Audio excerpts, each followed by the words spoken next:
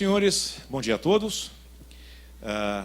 Eu agradeço ao César e ao Straub o convite que me fizeram para estar aqui moderando este painel. Vejam que a palavra é de moderador e não de coordenador. E isto me remete ao imperador Dom Pedro I, que exercia este poder com mão firme, e assim pretendo fazer, como um verdadeiro moderador deste painel. De tal maneira que nós temos 20 minutos contados para cada um dos participantes deste painel, e cada um deles vai falar sobre uma parte do tema. Os senhores certamente já viram tanto a temática do painel, quanto os currículos dos participantes. Mas, ainda assim, eu vou fazer uma rápida leitura do conteúdo desse nosso painel, da divisão dos temas e dos currículos, muito rapidamente, um resumo dos currículos ou dos dados mais importantes dos nossos panelistas. Então, o nosso painel, o sexto painel, vai tratar do descumprimento contratual, perdas e danos, isenção de responsabilidade, hardship e problemas relativos a juros e acréscimos. O primeiro a se manifestar vai ser o professor Lauro da Gama Júnior. Professor Lauro da Gama Júnior deveria ter o currículo aqui na minha mão, mas não tem, ou tem um pedaço dele faltando. Basta dizer que ele é carioca, mas isso eu acho que vai denegrir a sua exposição. Mas, de qualquer maneira, você depois se apresenta, Laura, porque cortaram um pedaço do... não, está aqui, ó, você está aqui. Doutor em Direito pela Universidade de São Paulo, mestre em Direito comparado pela McGill University, mestre em Relações Internacionais pela Pontifícia Universidade Católica do Rio de Janeiro, procurador de Estado do Rio de Janeiro, professor adjunto da Pontifícia Universidade Católica do Rio de Janeiro e professor da Fundação Getúlio Vargas, no Rio de Janeiro. O segundo a falar será, na nossa ordem, o Maurício de Almeida Prado. Maurício de Almeida Prado é doutor em Direito Internacional pela Université de Paris 10, Nanterre, mestre em Direito Internacional pela Universidade de São Paulo, especialista em Comércio Internacional pela Université Paris 10, Nanterre, membro da Câmara de Comércio Brasil-Canadá, membro da Comissão de Jovens Arbitralistas, da Câmara de Comércio Brasil-Canadá e árbitro da Câmara de Mediação e Arbitragem das Eurocâmaras. É curioso como o conceito da juventude está se expandindo ao longo do tempo, não é? Por fim, vai falar e vai estar conosco também Francisco Augusto Pinhata. Francisco Augusto Pinhata é doutor em Direito Internacional pela Universidade Federal do Rio Grande do Sul e pela Université de Strasbourg, mestre de Direito Internacional pela Université de Strasbourg, advogado consultor no Brasil, em Portugal e na França. Portanto, um painel de peso, como estão vendo. A divisão dos temas. O Lauro começa tratando sobre a interação entre princípios UNIDROIT e CISG. Eu vou chamar de CISG, porque eu acho que esse é o apelido que a convenção vai acabar tendo no Brasil. Mais simpático aquele Sevin, horrível, parece nome de remédio. Então, CISG é mais bonito, vai ficar CISG mesmo. Mais sexy, eu também acho. Nós estamos num ambiente, por favor. O Maurício fala, em segundo lugar, sobre hardship e CISG. Estou aguardando essa colocação do Maurício com verdadeira curiosidade. Eu quero ver como é que se conjugam essas duas coisas. E o Francisco vai falar sobre perdas e danos. Então, para os seus primeiros 20 minutos, Lauro, interação entre princípios UNIDROIT e CISG, preenchimento de lacunas. Muito bom dia a todos. Eu rapidamente queria agradecer aos organizadores da conferência, em particular à professora Ingeborga Schwencer e ao Dr. César Guimarães Pereira, pelo esforço bem-sucedido em promover a CISG em um evento internacional de tão elevado nível nessa acolhedora cidade de Curitiba. Senhor moderador, meus colegas, eu farei a minha intervenção por meio de perguntas, 6 perguntas, que eu mesmo vou tentar responder, no exercício de autoemulação que uma vez me ensinou o professor Carmona. Em todo caso, convido desde logo a todos da audiência que tiverem opiniões divergentes das minhas, que as expressem ou por escrito ou depois na hora dos debates. A primeira pergunta: por que a Convenção de Viena precisa de complementos? Essa pergunta ela tem resposta, ou tem pelo menos duas ordens de respostas. A primeira delas é porque o regime uniforme sobre a compra e venda que a Convenção instituiu em 1980 evoluiu nesses últimos 30 anos e precisa modernizar-se.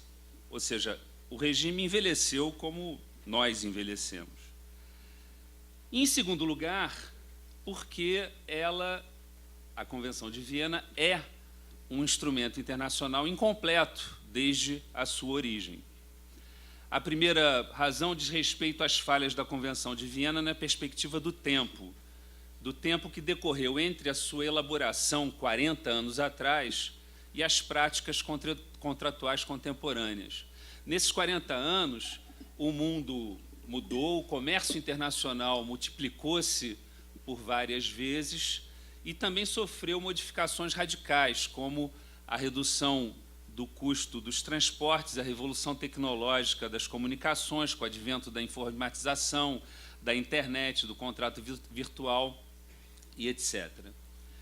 Se, de um lado, é preciso ajustar as normas da Convenção de Viena à modernidade, de outro, constata-se uma virtual impossibilidade de promover essa modernização da Convenção de Viena através de um novo processo diplomático. Seria muito difícil, se não impossível, reunir os quase 200 estados soberanos atuais para o fim de alcançar um novo consenso sobre o regime uniforme da compra e venda internacional. A segunda razão toca a incompletude original da Convenção de Viena, fruto que foi de um compromisso diplomático de mais de 70 países presentes à Convenção que a aprovou. Essa incompletude se traduz em lacunas internas e lacunas externas da Convenção.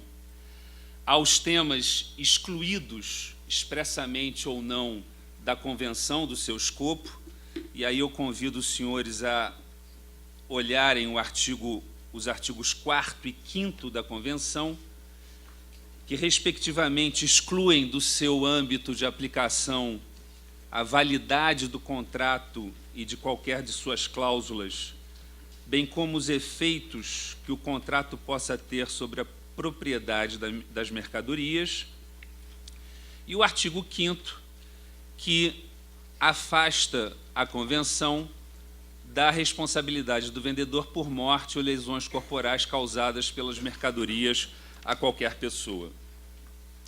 Há também lacunas internas da Convenção, ou seja, lacunas criadas pelo fato de a Convenção ter abrangido determinados temas, porém não ter dado a esses temas tratamento explícito. E essas lacunas externas, de outro lado, são tratadas no artigo 7, parágrafo 2º, ao qual eu também remeto os senhores. Ele diz assim: as questões referentes às matérias reguladas por esta Convenção, que não forem por ela expressamente resolvidas, serão dirimidas segundo os princípios gerais que a inspiram ou, a falta destes, de acordo com a lei aplicável segundo as regras de direito internacional privado. Juntando, então, as falhas da Convenção de Viena na perspectiva do tempo e as decorrentes da sua incompletude original, com a impossibilidade de promover a sua modernização ou complementação pelos meios convencionais, nós chegamos facilmente à conclusão de que, para colmatar esse tipo de lacunas que a Convenção apresenta e, ao mesmo tempo, promover o adensamento do regime uniforme da compra e venda internacional de mercadorias, nós temos que recorrer a outros meios, talvez menos diplomáticos, de emenda a esse importante tratado internacional. Mas, antes de chegar lá, eu gostaria de, com os senhores, identificar melhor essas lacunas da Convenção de Viena. Quais são as lacunas que a Convenção apresenta? Como essas lacunas, essas falhas, podem ser supridas? Com relação às lacunas externas, o artigo 4º destaca as questões relacionadas à validade substancial do contrato.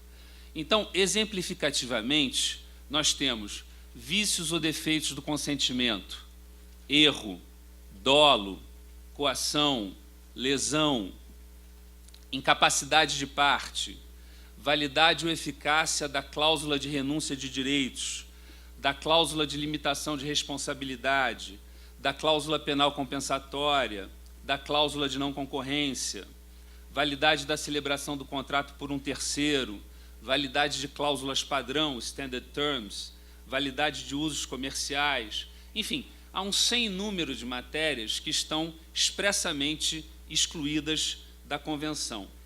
E a esse elenco se acrescem outros temas que a jurisprudência veio construindo como também escapando ao escopo da Convenção, como as validades da cláusula de eleição de foro, validade da transação, validade da cessão de recebíveis e etc.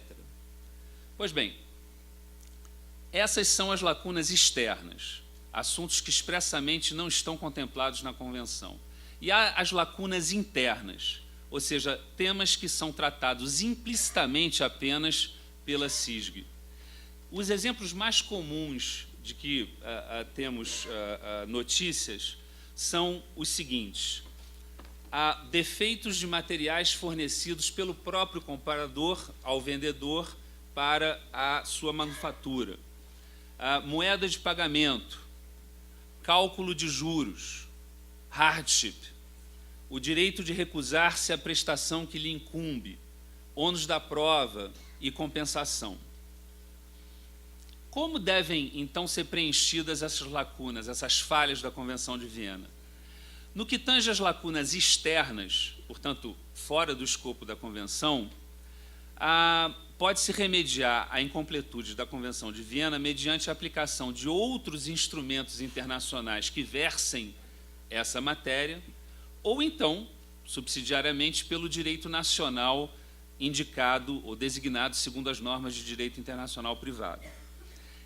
A primeira solução é, sem dúvida, a mais adequada, porque ela preserva a uniformidade do regime internacional da compra e venda e também o seu caráter internacional, em vez de permitir o recurso a um direito doméstico, ou a uma solução doméstica que seria trazida pelo direito nacional. Portanto, a primeira solução é sempre preferencial à segunda, já que ela se adequa melhor aos propósitos de uniformidade e internacionalidade da Convenção de Viena. No tocante às lacunas internas da Convenção, aludidas no artigo 7º, parágrafo 2º do seu texto, os seus criadores tiveram uma visão prospectiva, se não profética, do sucesso da Convenção e estabeleceram nesse artigo 7.2 um mecanismo engenhoso de suplementação das lacunas da Convenção, de sorte a preservar esse seu caráter uniforme e a sua internacionalidade. Então, as questões referentes às matérias não reguladas explicitamente pela Convenção devem ser dirimidas preferencialmente segundo os princípios gerais que a inspiram, e somente, na ausência desses princípios, pelas regras do direito aplicável segundo as normas de direito internacional privado. Regras essas que podem ser tanto regras estatais como regras de soft law, regras não estatais. Enfim, portanto, em um primeiro momento e preferencialmente aplicam-se os princípios gerais em que se baseia a Convenção. Mas que princípios são esses que não se encontram expressos na Convenção? A doutrina e a jurisprudência que se debruçaram sobre a aplicação da Convenção de Viena identificaram pelo menos uns 12 princípios: autonomia da vontade, boa-fé, proibição do comportamento contraditório, lugar do pagamento para todas as obrigações pecuniárias, reparação integral, liberdade de forma, regra da expedição, mitigação dos danos, vinculação aos usos comerciais, exceptio non adiplet contractus, direito a juros e favor contratos. Bom, identificados esses princípios, por que então um instrumento de soft law não vinculante, como os princípios do NIDROIT, estaria legitimado, e essa é a minha quarta pergunta, a colmatar as lacunas de uma convenção firmada nos moldes clássicos pela vontade de Estados soberanos na ordem internacional? Por várias razões, meus amigos. A primeira delas é que tanto a CISG como os princípios do NIDROIT compartilham os mesmos conceitos básicos, os mesmos fundamentos básicos. A liberdade de contratar, a sua abertura aos usos comerciais, o favor contractus, a observância da boa-fé e da lealdade comercial, lealdade negocial no comércio internacional e a preocupação com a justiça contratual. Em segundo lugar, os princípios do NIDROIT constituem um conjunto de normas neutras e equilibradas, geralmente aceitos no plano internacional.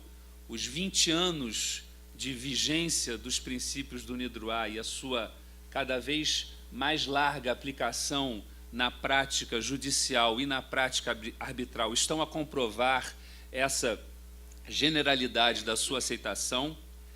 Foram formulados por especialistas em comércio, em direito do comércio internacional e no âmbito de uma organização internacional que agrega 63 países, representantes de todas as tradições jurídicas contemporâneas.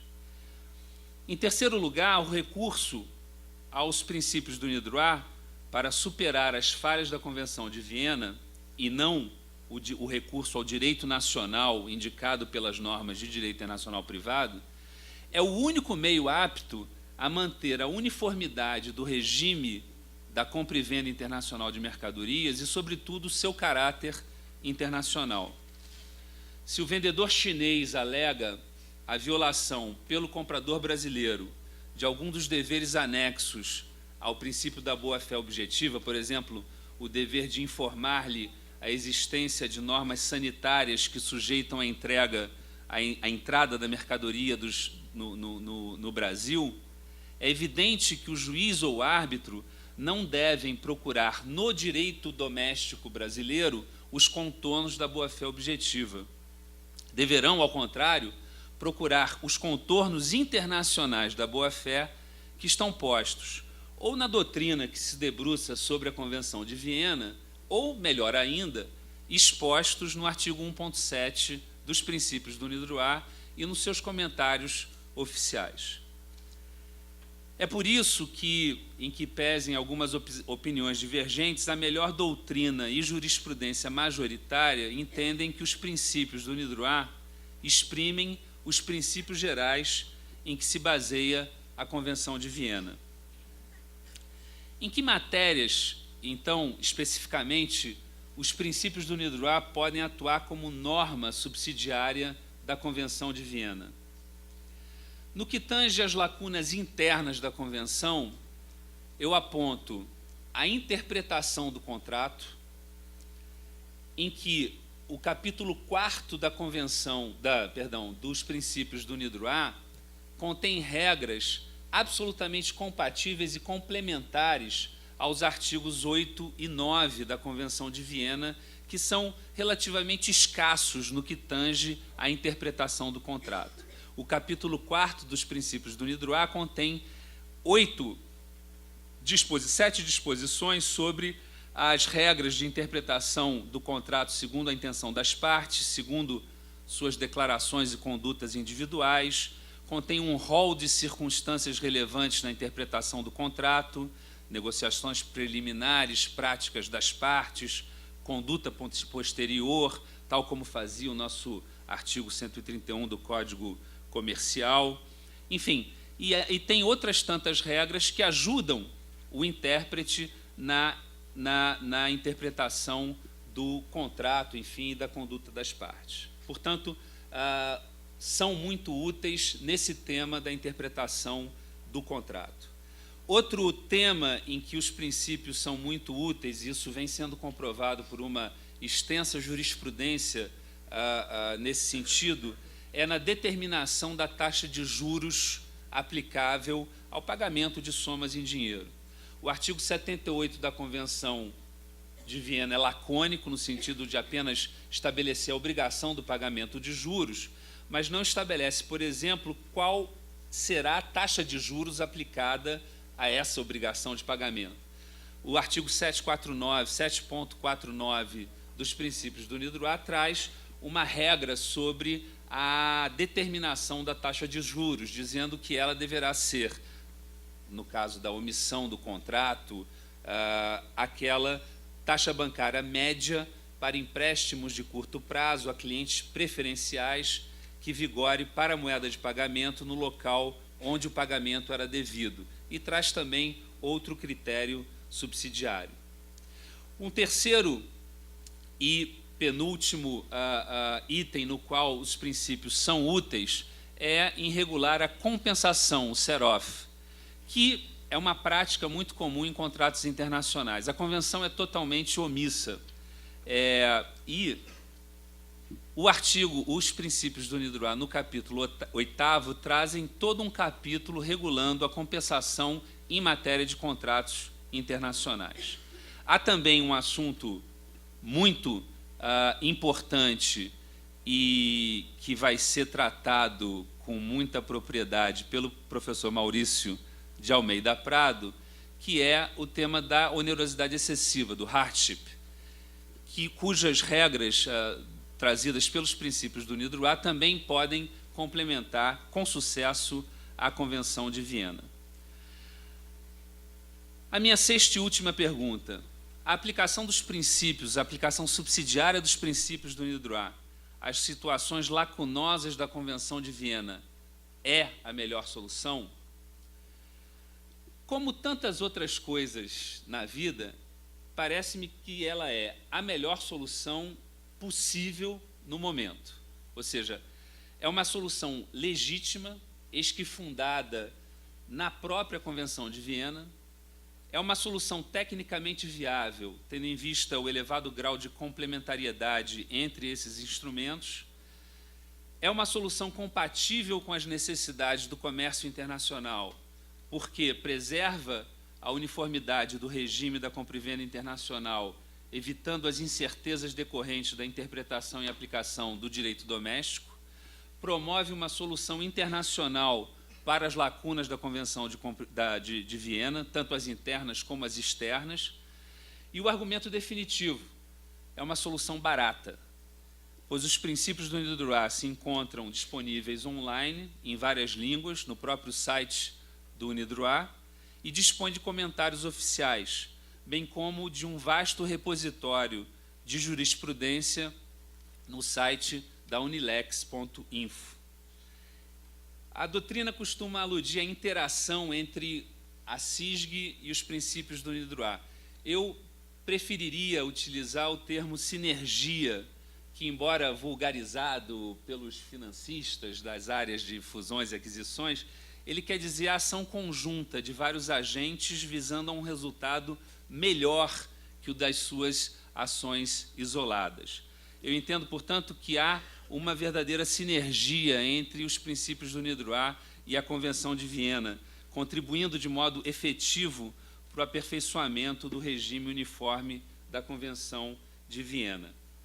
E, como proposição objetiva, eu recomendo que os usuários da Convenção de Viena, antes de concluírem as suas negociações, consultem também as cláusulas modelo sobre a aplicação dos princípios do NIDROA, editadas em 2013, para se orientarem sobre a escolha do direito aplicável quando houver essa necessidade de suprir as lacunas da Convenção de Viena. Muito obrigado.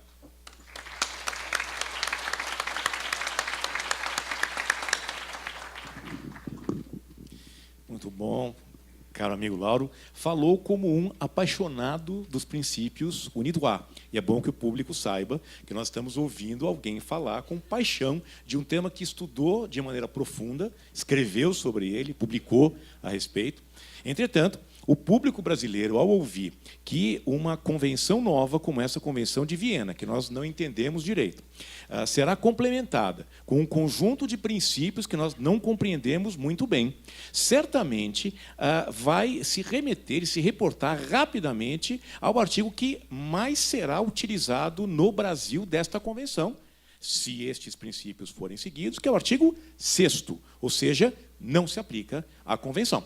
Quer dizer, o grande problema que nós podemos ter é exatamente a insegurança, que já é imensa com a aplicação de uma convenção que não se reporta a nenhum ordenamento. Aliás, eu quero me reportar depois a um artigo que o próprio Lauro escreveu e que me guiou bastante na intelecção dessa Convenção de Viena, mas talvez vai nos direcionar a uma insegurança jurídica muito grande. Vamos ver como é que os brasileiros vão se comportar diante de uma convenção que não aplica o direito nacional, que não aplica nenhum direito nacional, que não aplica as convenções de maneira geral e que é autossuficiente, ou pelo menos assim se entende. Todos os que eu ouvi dizer estão insistindo muito nisso, né? Não se aplica o direito nacional, os princípios são diferentes. Isso pode ser muito bonito, é romântico. Eu quero ver quando chegar nos tribunais atenção para dizer para um juiz de direito brasileiro que ele não vai aplicar o direito que ele conhece e vai aplicar um outro, complementado com um conjunto de princípios de que ele nunca ouviu falar. Quer dizer, romantismo à parte, o meu realismo, eu sei que isto é horrível, mas a vida é como ela é e não como nós gostaríamos que ela fosse. Mas nós sabemos que isto tem um fim trágico no Brasil. Depois vamos ouvir, vai sobrar um pouquinho de tempo, o Lauro volta a falar desse tema. Mas eu queria recomendar a vocês a leitura de um artigo que, para mim, foi muito útil e que o Lauro fez publicar junto com a Júlia Jordan na revista de Arbitragem e Mediação, número 37. Quem tiver interesse, apesar de o tema ser exclusão da responsabilidade por inadimplemento na CISG, me parece que o Lauro aborda alguns destes temas, apesar de obliquamente, aborda alguns desses temas e francamente, o artigo está muito bem escrito, e, apesar de ter sido seu, muito bem escrito, e eu recomendo a leitura. Realmente, para quem tiver interesse em começar a compreender esse tema, o Lauro foi muito feliz aqui na abordagem. Da mesma maneira, para você não ficar triste, da mesma maneira, eu acabei estudando a convenção e me deparei com um artigo seu. Eu queria falar isso antes para você dizer onde foi publicado, porque eu peguei na internet e, como foi estagiário que pegou isso, pode ser pirata. Então, você depois diz aonde ele foi publicado, porque eu tenho... É um artigo também igualmente interessante e desafiador, onde o Maurício trata da interpretação e aplicação da regra de exoneração da Convenção de Viena. Embora não seja esse o tema que ele vai tratar das cláusulas de hardship, ele também aqui aborda alguns dos conceitos que vão servir de base para apoiar as ideias que ele vai colocar agora. Eu também recomendo, eu queria só que você dissesse onde está publicado a fonte exata, para poder reportar que eles tiverem interesse. Com a palavra, doutor Maurício Prado, por favor. Sim, senhor imperador Pedro I. Esse era bom. Acho que está ligado. Bom, primeiro, eu gostaria de agradecer aqui as palavras do Lauro, que fez uma brilhante exposição e disse que eu faria com um brilho a minha apresentação. Acho que ele poderia fazer até com maior propriedade. Mas eu acho que, antes de falar minha exposição, eu já vou colocar algumas palavras sobre o que o Carmona acabou de dizer. Primeiro, eu acho que ele não leu o meu artigo, porque quando ele disse que eu falo sobre exoneração e não vou falar aqui, exatamente o que eu vou falar aqui é o que está escrito nesse artigo. Porque a questão do hardship é justamente pelo artigo 79 da Convenção de Viena. Mas o artigo está publicado, esse artigo, na verdade, ele foi objeto primeiro da minha tese de doutorado, que é um dos capítulos da minha tese. Minha tese é sobre hardship no comércio internacional, que não foi publicado no Brasil, foi publicado na França, mas... eu traduzi e depois eu avancei e eu autorizei o site do CISG Brasil, do Leandro Tripodi, que deixasse disponível para todo mundo. Bom, mas eu acho, Carmona, que eu divirjo do que você acabou de colocar sobre insegurança jurídica e gostaria de começar por uma questão teórica. O que é segurança jurídica? Segurança jurídica tem duas acepções clássicas. Uma é a estabilidade da norma certo? Da norma em direito material. E a segunda é a fácil acessibilidade do usuário ao direito, conhecimento do direito e estabilidade do direito, as duas acepções. Quando nós estamos falando de direito doméstico, é muito fácil, ou parece, em princípio, fácil. É claro que no Brasil entender exatamente os contornos, a aplicação precisa de uma norma é muito difícil. Em qualquer sistema jurídico é. Quando nós estamos no âmbito internacional, é muito mais difícil. E isso não, a aplicação da Convenção de Viena e dos princípios do UNIDROIT vieram para facilitar isso, não para tornar mais difícil. Vejam os senhores como é difícil. Se uma parte celebra um contrato cujo direito aplicável escolhido pelas partes seja a lei de Nova York, o juiz brasileiro, se for competente, ele tem que aplicar o direito de Nova York. Se pela regra do artigo 9º for local da Constituição, ou se for aceito que a autonomia da vontade prevalece sobre o artigo 9º da lei de introdução, ou da norma de introdução, vai ter que aplicar a lei de Nova York. E quem vai conseguir aplicar a lei de Nova York? Ninguém. Então já existe isso no nosso sistema jurídico, como em qualquer sistema jurídico do mundo. Nós tivemos em casos de arbitragem, é muito comum, quando, por exemplo, o juiz inglês vai entender o que é o outro direito estrangeiro. Ele fala, o direito estrangeiro é exatamente o direito inglês derivado, e aplica o direito inglês. Quer dizer, é uma tendência, é muito difícil para um juiz, não é nenhuma crítica, não é um juiz brasileiro, é muito difícil uma pessoa que aplica 99,9% da sua vida ao direito nacional, a ter que aplicar o direito chinês, ou qualquer direito, alienígena, no caso, certo? Então, essa dificuldade é inerente à atividade, jurisdicional, ao provimento jurisdicional no âmbito internacional. As convenções que uniformizam o direito material vêm para simplificar, porque nós vamos conseguir, em vez de ter que aplicar o direito chinês, coreano, americano, argentino, qualquer direito que nós não conhecemos, nós vamos ter uma norma facilmente acessível, uniforme, certo? E de forma que facilita o trabalho. Os princípios do UNIDROIT estão traduzidos em português, pelo Lauro, aliás. E um outro grupo, mas o Lauro coordenou a tradução. Pelo site da UNIDROIT, a gente acessa toda a jurisprudência que foi todos os casos que usaram o princípio do UNIDROIT como fonte de direito, direto ou indiretamente, no mundo. Então, é muito mais fácil conhecer as regras da Convenção de Viena e a sua aplicação, e os princípios do UNIDROIT e a sua aplicação, do que conhecer o direito francês. Eu fiz doutorado na França, o que eu conheço de direito francês? Muito pouco. Muito pouco. Estudei lá há 7 anos. Muito pouco. Eu faço um esforço enorme já para tentar entender o direito brasileiro, mas o direito estrangeiro é muito difícil, é mais fácil conhecer, é muito mais fácil conhecer os princípios do UNIDROIT, a Convenção de Viena. Então, eles vêm para facilitar, simplificar, uniformizar o que é totalmente convergente com essa questão da segurança jurídica, porque é exatamente o que o empresário precisa, regras facilmente acessíveis e estáveis no tempo. Fora o que nós já vimos, por exemplo, em diversos casos de litígios internacionais, quando o Estado muda o direito para favorecer uma questão que lhe é pertinente. Isso, em contratos com o Estado, é um tema recorrente. Então, fechando esse parênteses, começando a minha apresentação nos 2 minutos que me faltam, quando nós falamos de hardship e Convenção de Viena, primeiro vamos entender o que é hardship. Certo? O hardship, essa nomenclatura parte de uma prática contratual. Portanto, é um tema difícil definir, porque se é uma prática contratual, sabe como é que é? Todo mundo coloca o que quiser, nomeia como quiser.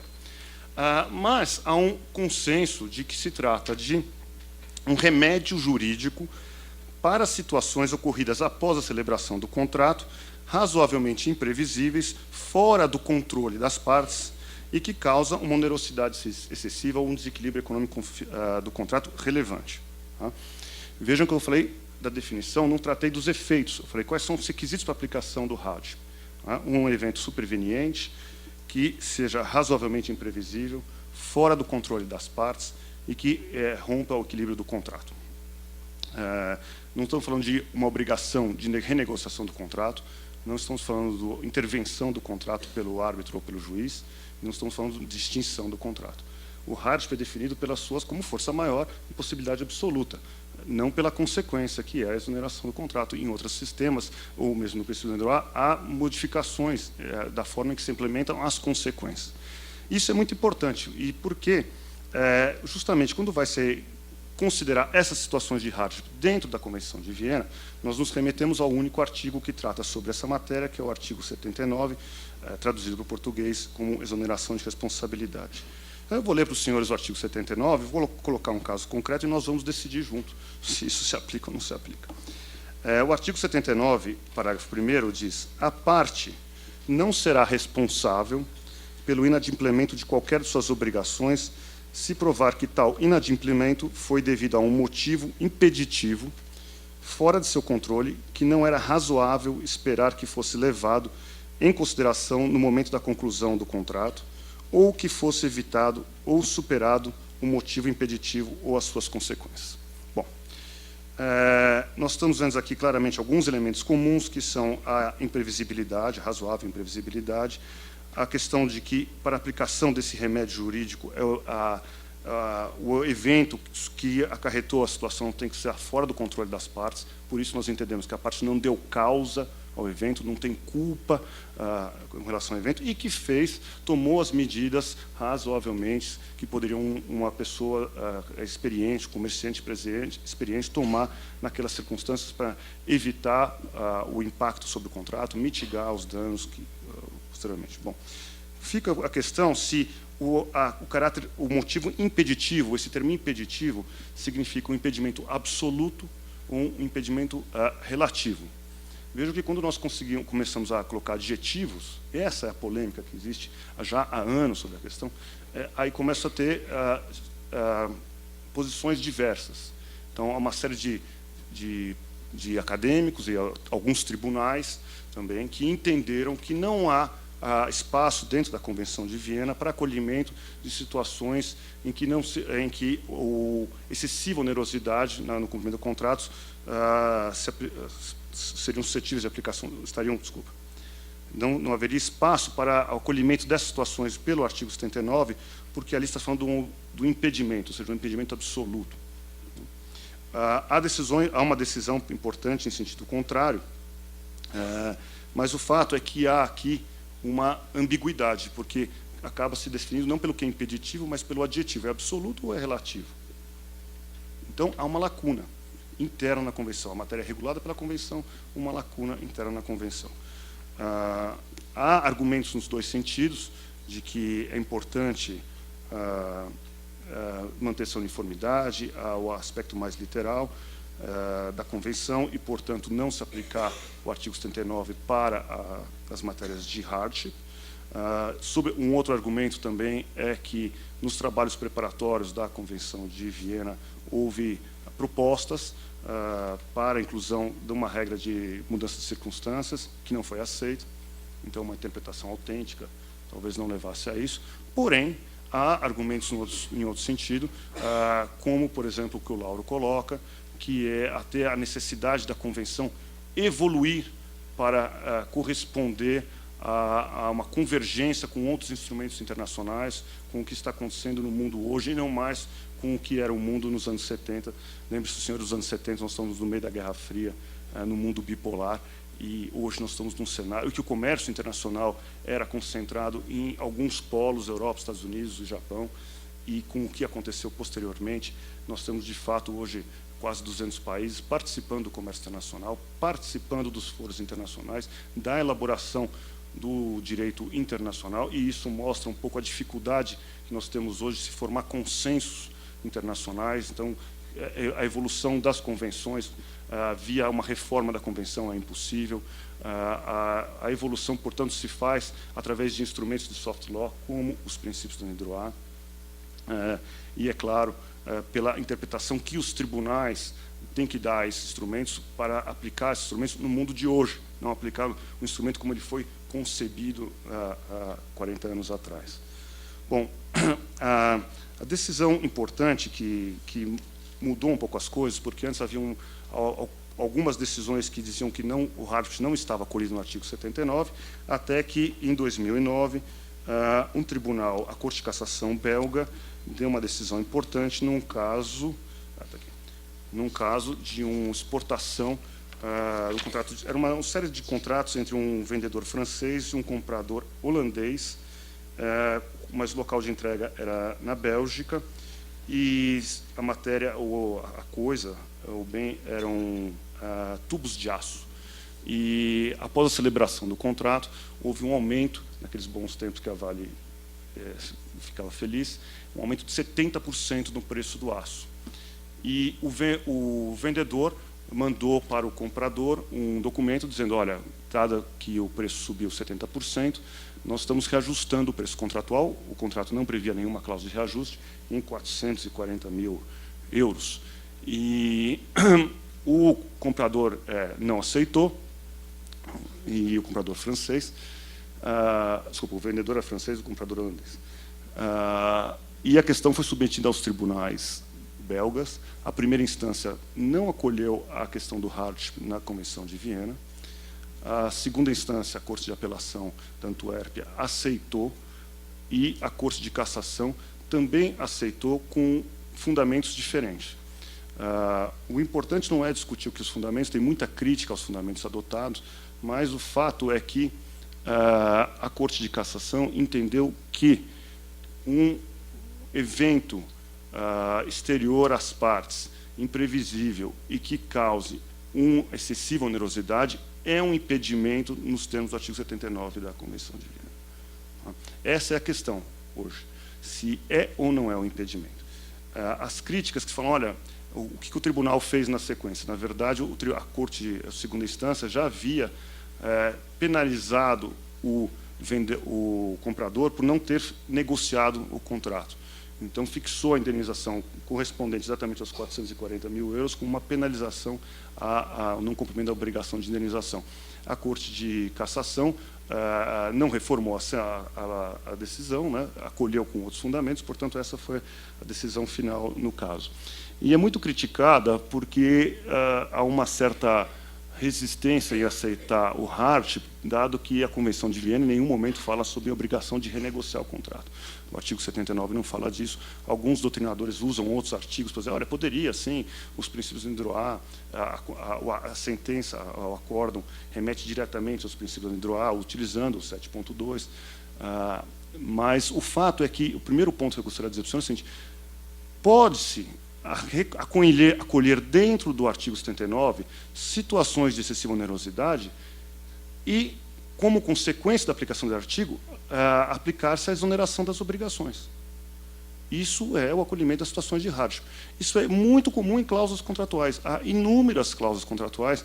Quem tiver o interesse pode procurar a minha tese, que eu fiz uma pesquisa de campo na época, fiz uma sistematização das cláusulas contratuais. Há também um livro muito importante do Marcel Fontaine e do Philippe Delis sobre cláusulas de contratos internacionais, que então fazem pesquisa de campo com profissionais do mundo inteiro, trazem as cláusulas e sistematizam e tratam as cláusulas do ponto de vista teórico, em que se vai se encontrar, então, situações muito simples e comuns, quer dizer, há uma cláusula de hardship, a situação, a consequência é uma das partes está livre para terminar o contrato, sem pagar uma penalidade por isso. Então, já é um acolhimento da Convenção de Viena, que está totalmente em consonância com o seu sistema. A aplicação de obrigação de renegociação, a intervenção do juiz ou do árbitro dentro do contrato para preservar o seu conteúdo é, sem dúvida, mais polêmico. E, para resolver essa discussão, que academicamente ficam os prós e contras, eu acho que nós temos que sair um pouco da perspectiva interna, da perspectiva interna da Convenção, ou seja, de usar os conceitos, as técnicas da Convenção como se fosse um intérprete da Convenção. Acho que tem que se olhar um olhar exterior da Convenção. E aí, por que eu acho isso? Porque, veja só, na perspectiva do professor Miguel Reale e também do François Host, a legitimidade, a efetividade de uma norma está diretamente vinculada com a aceitação do seu conteúdo axiológico pelos seus destinatários. Será tão mais efetiva uma norma quanto maior adesão, maior aderência ela tiver dos destinatários da norma, certo? E para que a gente possa chegar a entender se há acolhimento do hardship ou não, dentro do artigo 79, tem maior adesão dos destinatários ou não, há duas perspectivas. Uma, entender o contexto jurídico e social que nós estamos hoje, e a Convenção está inserida nesse contexto, e o segundo é entender a necessidade dos operadores internacionais. Na primeira perspectiva, vejam, senhores, que a Convenção é um instrumento internacional. todos os instrumentos internacionais que estão sendo preparados, elaborados no mundo de hoje, que tratam de um assunto semelhante, incluem regras sobre hardship. Um exemplo, os princípios europeus de direito do contrato, a regra opcional que está sendo promovida recentemente na Europa sobre compra e venda internacional, tem uma regra extensa sobre hardship, os DCFRs também, também possuem que é o quadro comum de referência também europeu, também propõe uma regra, todos propõem regra extensa. No âmbito dos direitos nacionais, e vejam, senhores, é claro que a Convenção de Viena ela tem essa separação, essa autonomia em relação dos direitos nacionais, é muito importante. Mas, da mesma forma que ela influencia os direitos nacionais, os senhores viram numa palestra da professora Ingeborg Schwensen o como a Convenção de Viena influenciou e ainda influencia a formação de diversos direitos nacionais, ela também é influenciada sobre a tendência desses direitos nacionais. É uma recursividade, como o Edgar Morin falava, uma recursividade. O destinatário, a sociedade forma a norma forma a sociedade. Né? Então, a Convenção de Viena influencia os direitos nacionais. De uma certa forma, é claro que ela, ainda que autônoma, ainda que separada, ela vai buscar ali, as causas estão ali, alguns elementos. Então, vejam, senhores, em termos de matéria de excessiva onerosidade, imprevisão, como está evoluindo o mundo. Direito francês, que não tem a regra sobre a imprevisão, tem só no âmbito do direito administrativo, não tem no âmbito do direito civil, mas diversos projetos de mudança do Código Civil francês, inclusive o oficial da chancelaria, prevê uma regra sobre imprevisão. Direito espanhol também tem uma previsão de regra de direito espanhol. Direito chinês, que mudou o seu direito civil usando os princípios do Nidroit, não utilizou a regra de hardship do princípio do Nidroit.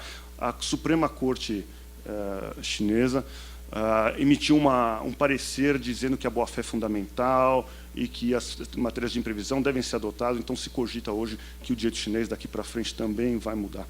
O direito belga, que como o direito francês não adotava, depois dessa decisão de 2009, há diversos autores dizendo que há um movimento no direito belga importante para que isso seja aceito, e talvez essa decisão da Corte de Cassação seja um prenúncio que ela vai mudar via jurisprudencial essa questão, até com o Denis Philippe, que é um especialista nesse tema, diz que até o direito francês está sendo impactado por essa decisão.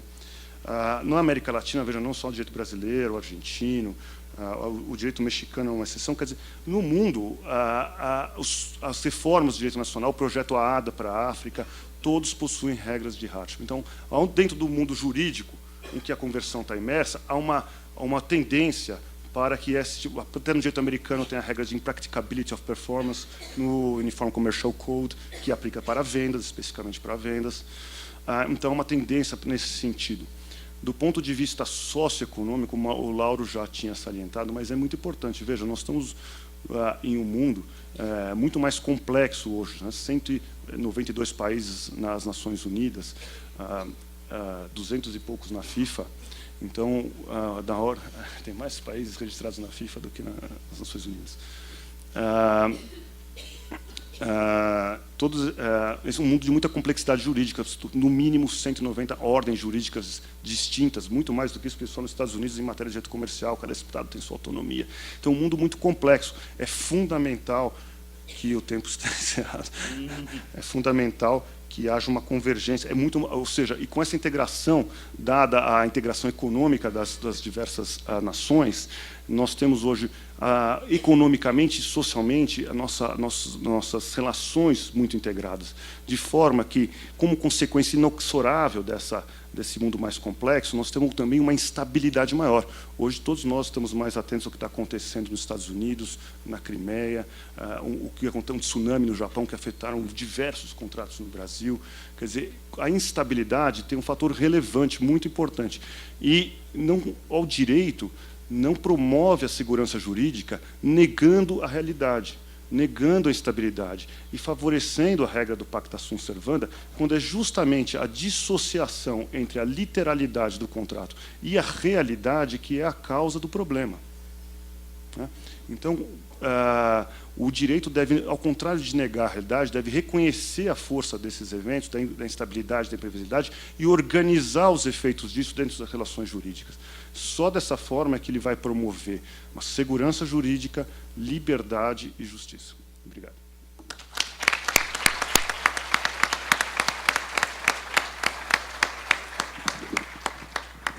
Muito obrigado, Maurício. Mais do que uma prelação, um verdadeiro discurso, que é bonito, como todo discurso, mas, na verdade, a ruína da estabilidade jurídica começa exatamente aí onde o Maurício terminou, no reconhecimento de que há uma dissociação entre a realidade e o contrato. Com isso, os nossos juízes permitem-se uma interferência cada vez mais desmesurada e menos esperada nas relações jurídicas, nos contratos. Inclusive, muitos dos nossos juristas já fazem uma distinção absoluta entre o instrumento de contrato e o contrato. Quer dizer, como se fossem coisas em planos diferentes. Ou seja, quando a gente hoje ouve falar um pouco de Avalon, a gente vai para o direito comercial, não é? Peracalço é a sua área, né? Versosa. Então, tudo aquilo que era estabilidade, que vocês demoraram tanto para estabelecer, nós vamos destruindo exatamente por conta disso. A CISG veio exatamente para criar um bloqueio contra essa situação. Eu acho que a CISG é exatamente o contraponto da ideia da onerosidade excessiva. Mas, enfim, isso foi só para provocar você e para dizer, não, mas você não pode responder, não. Não vou responder, só vou fazer um comentário. O Carmona, ele me tratava melhor. Depois que nós viramos parte adversa na arbitragem, agora ele está lutando. Pronto, agora é o inferno. Acabou. Mas é interessante. Veja, eu acho que é interessante, exatamente nesse primeiro momento que nós estamos discutindo a CISG, contrapor ideias. Eu, de todos vocês aqui que estão na mesa, sou aquele que menos sabe sobre esta convenção. Mas é aquele que talvez tenha mais idade e que, portanto, conhece melhor o Poder Judiciário brasileiro, onde estas coisas todas vão ser discutidas. E, portanto, eu sou bem mais cético que você, jovem Maurício, né? Eventualmente, nós podemos ter uma previsão menos efusiva quando tudo isso for parar nos tribunais brasileiros. Eu duvido que o juiz brasileiro vá prestar a menor atenção a um precedente belga. Bom, ainda mais belga. Mas precedente belga, quer dizer, não vai haver... Mas os juízes nossos não leem o direito nacional, vão ler o direito belga. Quer dizer, gente, vamos ser realistas. Tudo isto é bonito, mas vamos ser realistas. O direito não se forma do dia para a noite. Tudo isso vai passar por uma ampla depuração. Como diria um italiano, mas, o Carmona, mamma mia, papa di Roma. Tá bom. Francisco, vamos ver se você, pelo menos, concorda comigo. Não estou achando, viu? Ele passou de imperador Dom Pedro I para o advogado do diabo aqui nessa... Eu só queria agradecer o convite ao César pelo convite e dar uma boa notícia ao Maurício, porque há uma decisão de 2012 ou 2013 da Cour de Cassation Française que aceita a imprevisão no âmbito civil. Certo? Passou do âmbito administrativo ao âmbito civil. Há toda uma discussão doutrinária para saber se realmente a aceitação é total no âmbito civil e não somente no administrativo, como era a jurisprudência francesa até então. Bom, o meu tema é sobre perdas e danos, já vou passar direto para o assunto. Aqui é um plano da minha exposição. A parte A eu vou tratar muito rapidamente, porque são as noções do artigo 74 e 77. Isso, obviamente, numa leitura rápida desses artigos, vocês vão ter uma ideia. Mas, para depois tratar a parte B, que é um pouquinho mais... Há algumas pequenas controvérsias, então tem que ter uma noção do 74 a 77. A seção 2 das perdas e danos, ela está inclusa na parte 3 do capítulo 5º, porém, em um momento anterior, já são os artigos 45 e 61, portanto, capítulo 2 e capítulo 3º, a Convenção prevê que a parte pode pedir a indenização por perdas e danos previstos nos artigos 74 a 77, caso o devedor não executou qualquer das obrigações resultantes do contrato ou da própria convenção. Então, uma previsão anterior que remete aos artigos 74 e 77. Algumas características das perdas e danos da Convenção de Viena é que toda inexecução de uma obrigação, sendo principal ou acessória, total ou parcial, e que cause um dano à outra parte, é suscetível de proporcionar uma reparação através do pedido de perdas e danos. Certo? A natureza... Eu vou passar rápido, desculpem, mas é que a parte mais direi talvez mais interessante, é a segunda. A natureza da inexecução não é relevante, o que importa é a sua verificação, a sua constatação e a consequente produção de um dano. A reparação por perdas e danos, ela será sempre de forma pecuniária. Uma parte importante é que o pedido de perdas e danos pode ser feito paralelamente ao pedido de outras medidas disponíveis ao credor, certo? A execução, a resolução, a diminuição do preço, a reparação das mercadorias, etc. Quer dizer, ela não é autônoma, ela pode ser, evidentemente, feita com outros pedidos. O artigo 45 menciona isso, pois o comprador não perde o direito à indenização das perdas e danos por exercer seu direito a outras ações, certo? Então, ela pode ser paralela. O credor tem direito a requerer perdas e danos, mesmo quando outras medidas não forem cabíveis. Aqui é um pouco diferente. Mesmo que as outras medidas, execução, resolução, etc., não forem cabíveis, ele pode só pedir as perdas e danos. O artigo 5º da Convenção exclui de seu domínio de aplicação os casos de morte ou lesão corporal. Então, no caso de morte e lesão corporal, não poderá ser pedido perdas e danos, evidentemente, a Convenção, quando a Convenção é aplicada, e em relação à responsabilidade extracontratual. Então, quando há responsabilidade extracontratual, a Convenção, em princípio, não é aplicada. Essa é a posição da doutrina majoritária, apesar de eu ter uma posição um pouco divergente, mas eu não vou entrar nesse aspecto. A indenização de que trata os artigos 74 e 77 independe de culpa do devedor. Há alguns sistemas jurídicos que exigem uma culpa para que seja concedidas perdas e danos, sobretudo os lucros cessantes. A Convenção não faz essa distinção. Havendo inexecução, pode pedir-se perdas e danos.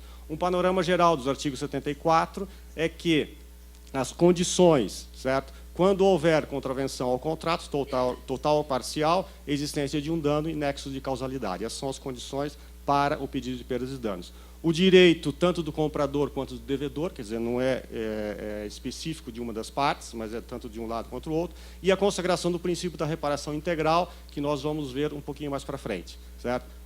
O princípio da reparação integral foi consagrado por duas jurisprudências que eu menciono aqui, e também pela Opinion 6, do Advisório Cônsul da Convenção de Viena. As perdas e danos, elas são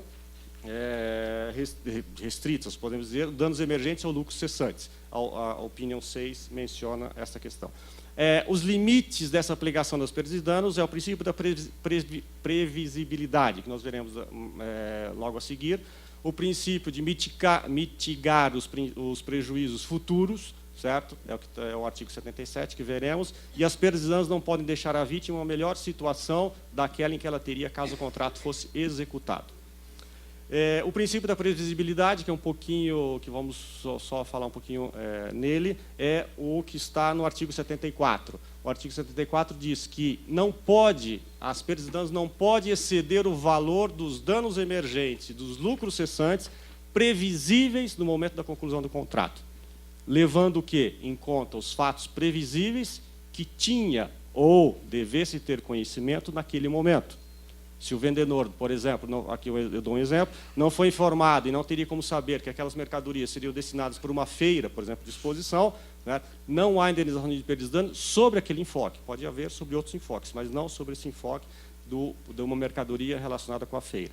A previsibilidade do artigo 74 menciona são as consequências possíveis de uma contravenção, e não se a contravenção seria previsível ou não. Certo? Aqui é bom fazer uma distinção, porque o artigo 71 da Convenção de Viena, 71, 72, 73, menciona a possibilidade da resolução antecipada.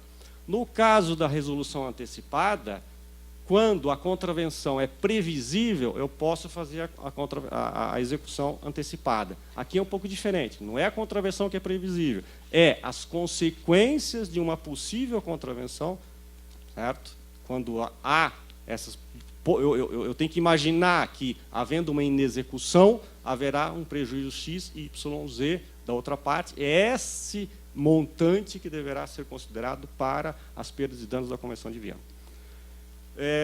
Aqui eu só vou pular, são algumas jurisprudências que eu coletei muito rapidamente, são várias, a respeito de consequências previsíveis. Então, quando o comprador é varejista, prevê-se que ele vai revender as mercadorias. Então, é previsível que o vendedor saiba disso. E aqui tem vários, menciona vários, eu posso deixar depois o slide aqui, se alguém se interessar, algumas jurisprudências relacionadas com consequências previsíveis. E embaixo, consequências não previsíveis. Então, por exemplo, locação de máquina pelo destinatário final. Então, o vendedor que, o comprador, normalmente é o vendedor nesse caso aqui, ele não executou sua obrigação, então fez com que o comprador teve que locar uma máquina, ou o comprador ou o destinatário final teve que locar uma máquina, isso não era previsível. Então, foi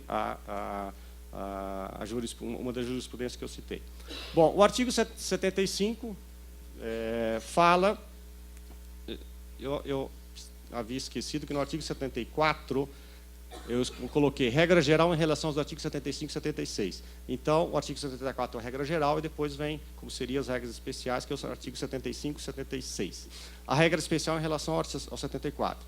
O que diz o artigo 75? Havendo compra de substituição ou venda compensatória, o que é compra de substituição? Eu sou o comprador, não recebo a mercadoria do vendedor, então eu preciso a mercadoria para amanhã e não recebi, eu faço uma compra de substituição porque eu tenho que fazer o meu negócio, alguma coisa assim, nesse dia, então eu faço uma compra de substituição. Ou, no caso do vendedor, uma venda compensatória. Eu estou com a mercadoria para ser entregue ao comprador, o comprador não me paga ou não indica que porto eu tenho que entregar essa mercadoria, eu não posso ficar com essa mercadoria parada, porque está deteriorando, eu faço uma venda compensatória. Então, o artigo 75 diz que, havendo compra de substituição ou venda compensatória, as perdas e danos correspondem ao quê? A diferença entre o preço do contrato e o da venda. Então, as perdas e danos, nesse caso, eu dei preço do contrato 100, venda eu faço por 90, ou a compra, as perdas e danos serão 10. A compra de substituição ou venda compensatória deve ser realizada em condições razoáveis. Quer dizer, imagine que eu necessito de carne argentina para fazer um churrasco. Tá certo? Essa carne argentina não chega, eu não posso encomendar essa carne da China. Eu tenho que procurar no Uruguai, estamos imaginando, evidentemente, um contrato internacional. Não vou na China. Então, tem que ser razoável essa compra de substituição ou venda compensatória. Não vender a qualquer preço ou não comprar qualquer mercadoria de substituição. E deve ser feito em prazo razoável, quer dizer, eu não posso deixar passar muito tempo. Elas não podem ser realizadas em qualquer praça, quer dizer, em qualquer lugar, mas em local razoável, é o que diz o artigo 75. O artigo 76 fala do quantum da indenização. Ele também é uma regra especial em relação ao artigo 74. O quantum da indenização é o quê? Não havendo, aqui no 75 é quando há compra compensatória ou compra de substituição ou venda compensatória. O artigo 76 fala, quando não há compra de substituição ou venda compensatória, as perdas e danos serão a diferença entre o preço fixado no contrato e o preço corrente no momento da resolução do contrato. Certo? Então, aqui, esse é o quanto. Você faz uma subtração desses valores. Se a resolução for posterior à posse das mercadorias, o preço corrente no momento da tomada o preço corrente no momento da tomada da posse das mercadorias. E o preço corrente é no lugar de entrega das mercadorias ou de outra praça que seja razoável considerar. E, enfim, o artigo 77 menciona a questão de mitigar os próprios prejuízos. Isso relaciona-se também à questão das perdas e danos. A parte que invoca a violação do contrato deve tomar medidas razoáveis para diminuir o próprio prejuízo, incluindo os lucros cessantes. Certo? Então, se eu estou tendo um prejuízo X, eu tenho que tomar medidas para que esse prejuízo não aumente, senão será descontado daquele pedido que eu fizer de perdas e danos, dessa minha inação ou desta minha negligência. Então, não sendo tomadas medidas para diminuir o próprio prejuízo, reduz-se do montante total das perdas e danos o que deveria ser mitigado. Certo? Não há necessidade... Eu estou sendo rápido, mas se tiver dúvida, depois a gente poderia responder algumas perguntas. Não há necessidade de tomar medidas excepcionais para diminuir o próprio prejuízo. Deve-se imaginar um homem razoável, do mesmo ramo do comércio e na mesma situação, para saber se ele tomou uma atitude razoável ou não. E nem fazer gastos importantes ou agir quando o resultado é duvidoso. certo? Esta incumbência, que eu poderia dizer, incombance, que é uma figura do direito alemão e suíço, certo? Porque a mitigação dos próprios prejuízos, ela não seria uma obrigação no sentido jurídico da palavra, porque se você não fizer, não há uma sanção contra você, mas você deixa de receber aquelas perdas e danos que você teria direito, certo? Bom,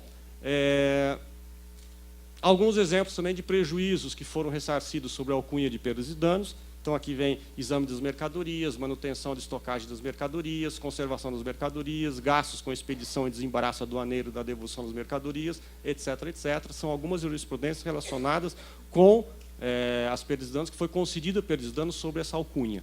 Gastos com cobrança, por exemplo, se eu tenho uma dívida, eu dou para uma empresa de cobrança fazer essa cobrança, há jurisprudência dizendo que entra no cálculo das perdas e danos, outra jurisprudência dizendo que não. Então, há uma divergência.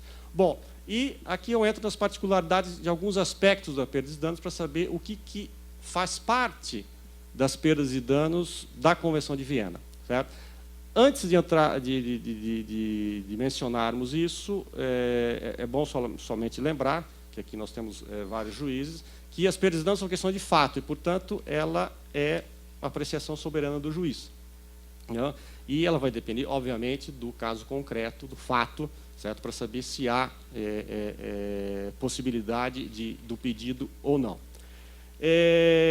Vimos que as perdas e danos são compostas dos lucros cessantes e dos danos emergentes, certo? Que é traduzido pelo princípio da reparação integral. E aqui entra um problema, certo? O que é reparação integral para o direito brasileiro talvez não é a mesma concepção de reparação integral para o direito argentino, para o direito uruguaio, para o direito francês, para o direito alemão, certo? Ou para o direito americano, né? Então, essa questão da reparação integral, ela é complexa, porque há alguns sistemas jurídicos que fazem, a doutrina faz uma concepção da reparação integral, que não é bem o que a Convenção de Viena menciona. E, portanto, tem que estar muito atento com a ideia de reparação integral da Convenção de Viena, para que não seja extrapolado a questão do quanto e do montante que será essas perdas e danos. A questão dos honorários de advogado. A questão dos honorários de advogado, há uma jurisprudência que diz que, sendo os honorários de advogado contratual, quer dizer, há um contrato entre o credor e os seus advogados, entrará na questão, no montante das perdas e danos. Obviamente, a questão da sucumbência, isso é direito processual, não entra no âmbito da Convenção de Viena. Mas os argumentos contrários a que os honorários de advogado entrem no montante das perdas e danos é a questão da impossibilidade da previsão. Vimos no artigo 74 que somente os danos previsíveis, no momento da conclusão do contrato, é que poderão fazer parte das perdas e danos. E alguns dizem que não dá para prever quanto que será, obviamente, o contrato de honorários entre a parte ganhadora e os advogados. Uma outra questão que é interessante mencionar que é a questão da correção monetária. A correção monetária, o direito brasileiro prevê a correção monetária porque nós temos uma tradição de inflação muito alta. E, além da inflação muito alta, um processo que se estende por vários e vários anos, certo?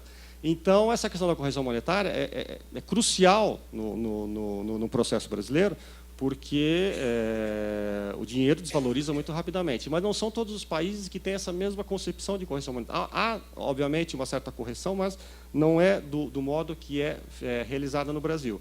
Então, a questão que se pergunta é para saber se a correção monetária ela entra no cômputo das perdas e danos ou não, certo? E aqui é uma posição um pouco, vamos assim dizer, pessoal, mas há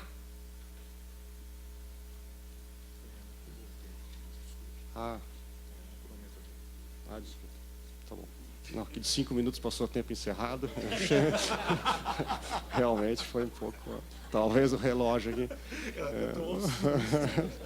Mas, então, não, eu vou terminar, já está no finalzinho.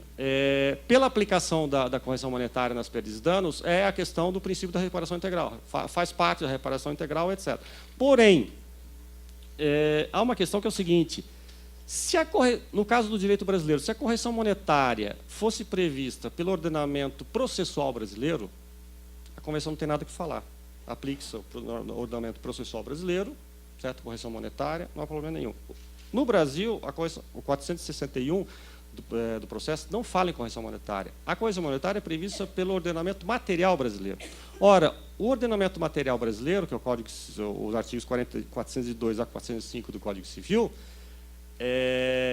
que trata da perda e danos, é um documento nacional, certo? Uma ordem jurídica nacional. A Convenção de Viena, ela tem um arcabouço jurídico total, completo sobre as perdas e danos, certo? Então, o julgador não vai procurar no direito nacional, certo, como será o âmbito das perdas e danos. Portanto, certo, como o direito material brasileiro é o único que fala da correção monetária, alguém poderia defender a posição que a correção monetária, sendo o juiz brasileiro, né, ele não aplicaria a correção monetária, mas somente o que prevê a Convenção de Viena sobre o assunto. É uma questão discutível, obviamente, mas o tempo não me permite ir mais para frente. Depois, a questão dos juros, o professor Lauro já mencionou, não perdas e danos punitiva, que é um sistema punitive damages, que os Estados Unidos utiliza muito,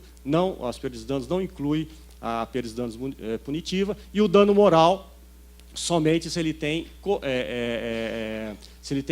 repercussão econômica. Somente o dano moral não fará parte das perdas e danos, mas se ele tem uma repercussão econômica, como no caso que eu citei aqui, depreciação de uma marca, aí sim pode-se incluir nas perdas e danos. Cláusula penal ou limitativa do montante das perdas e danos, isto para simplificar muito, o artigo 6 permite que a parte indique, coloque no contrato, obviamente, uma cláusula. O problema é que, para saber a validade dessa cláusula, não se aplica a Convenção, o artigo 4 diz isso, aplique-se o direito nacional. Então, o juiz brasileiro vai dizer se o direito brasileiro ele autoriza aquela cláusula limitativa ou aquela cláusula penal. A prova a cargo daquele que faz o pedido de perdas e danos, e danos sofridos por terceiros, a vítima tem direito a perdas e danos, nesse caso, evidentemente, baseado no caso concreto. Bom, a conclusão é que o tempo já encerrou e eu tenho que passar para frente. Muito obrigado.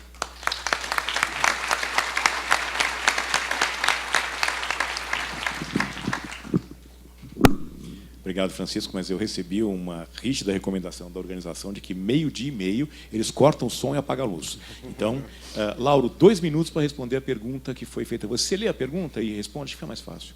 E aí o Maurício faz a mesma coisa. Em primeiro lugar, eu queria apenas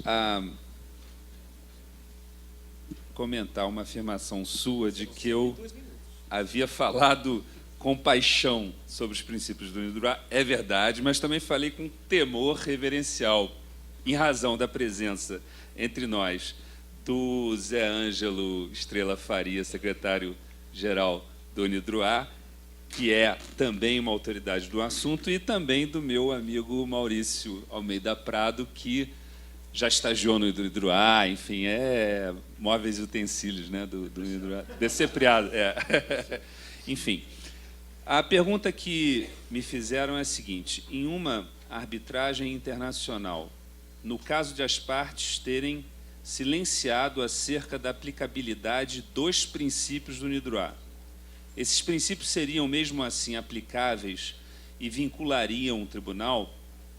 É uma questão interessante. Ela, a meu ver, tem que ser respondida na perspectiva de 2 situações distintas. As partes podem ter escolhido o direito aplicável, e aí a aplicação dos princípios do UNIDROIT dar-se-ia apenas a título subsidiário pelos árbitros, a fim de encontrarem uma justificativa internacional para a solução que alcançaram por meio da aplicação do direito escolhido pelas partes, do direito nacional escolhido pelas partes, de sorte, então, a dar um colorido internacional àquela sentença arbitral. E a segunda situação, que contempla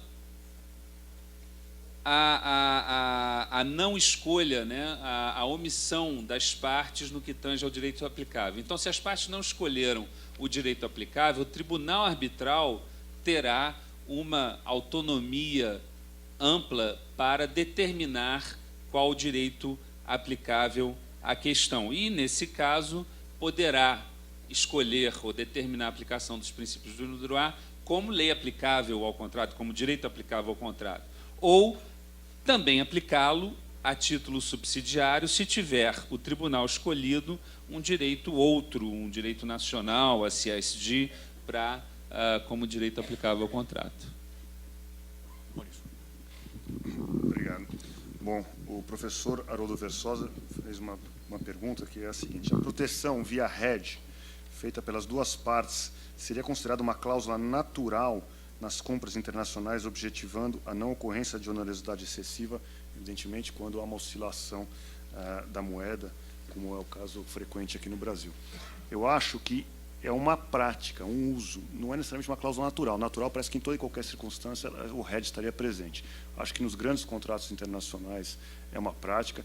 As empresas brasileiras que são experientes sabem como a moeda brasileira é muito instável, as moedas dos países fortes têm uma variação muito menor uma em relação à outra, que a prática do hedge é uma prática saudável, necessária, e acho que para esses casos não seria realmente a cabível aplicação da excessiva onerosidade. Mas, como tudo tem que ser analisado do contexto, em alguns contratos, e outro dia no escritório apareceu um pequeno empresário brasileiro que fez um contrato de licença de marcas com empresas americanas em que havia um pagamento de royalty mínimo, fez o contrato quando o dólar era 1,6 e está aí preocupado porque o dólar virou agora 2,5 para ele, que o câmbio dele é o pior possível, e ele não consegue pagar o royalty mínimo.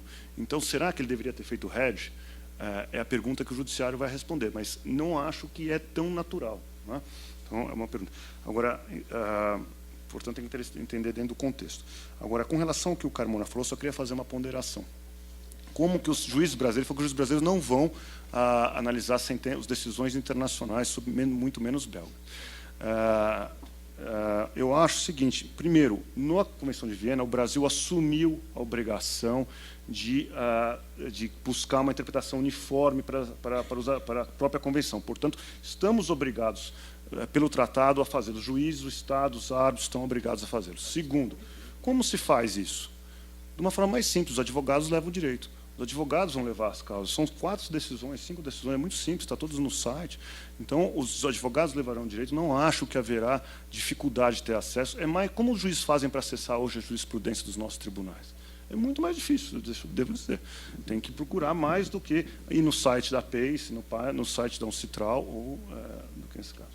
Vou aproveitar, ao invés de responder a você, eu vou passar a palavra ao professor Oswaldo Agripino, que diz o seguinte: orientei dissertação sobre o Poder Judiciário do Rio de Janeiro e do Espírito Santo diante dos desafios do comércio internacional e do pré-sal do mestrado da GV, no Rio, da Fundação Getúlio Vargas, no Rio. Ficou constatado na pesquisa que não há disciplina de direito dos contratos internacionais, direito marítimo, portuário, petróleo e aduaneiro nos cursos das escolas de formação dos magistrados federais e estaduais, nem no Rio, nem no Espírito Santo, nos anos de 2009, 10 e 11. Assim como nas provas de ingresso nas carreiras dos citados estados, dos citados anos. Isso não foi solicitado nas provas, assim como o direito comparado. Como implementar a CISG num ambiente com esta insegurança jurídica?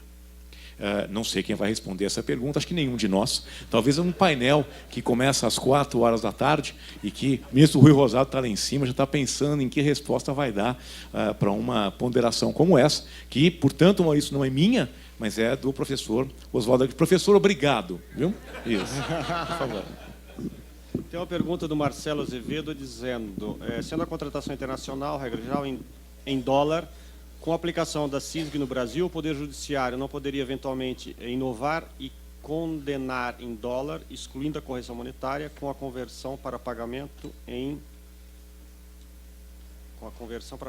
real, lógico. Bom, A questão é se o contrato pode ser em dólar e se a condenação pode ser em dólar. A convenção não trata desse assunto, certo? E isto, obviamente, é regra nacional que será aplicada. Então, tem que saber se o direito brasileiro aceita ou não uma condenação em dólar. Aceitando, não há problema nenhum, mas a convenção não trata desse assunto. Prezados, cumprindo a nossa promessa, estamos exatamente ao 12h30 cravados. Eu agradeço a atenção de todos, agradeço aos nossos panelistas, que ao invés de discutir, conversaram sobre a CISG. E é por aí que nós vamos chegar às nossas conclusões. Muito obrigado a todos, bom almoço.